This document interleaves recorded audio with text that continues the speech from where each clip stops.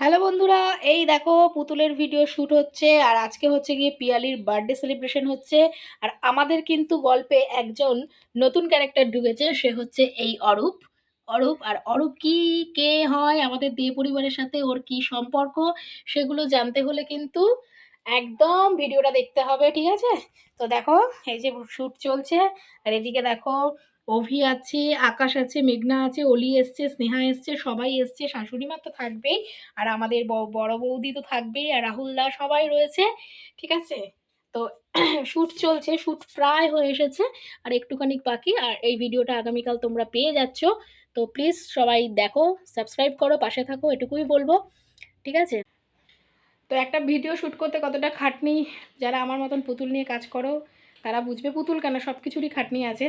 আর এই খাটনির দাম যদি তোমরা একটু ভিউজ দাও তাহলে তো হয়েই যাচ্ছে, ঠিক আছে? চলো, টাটা।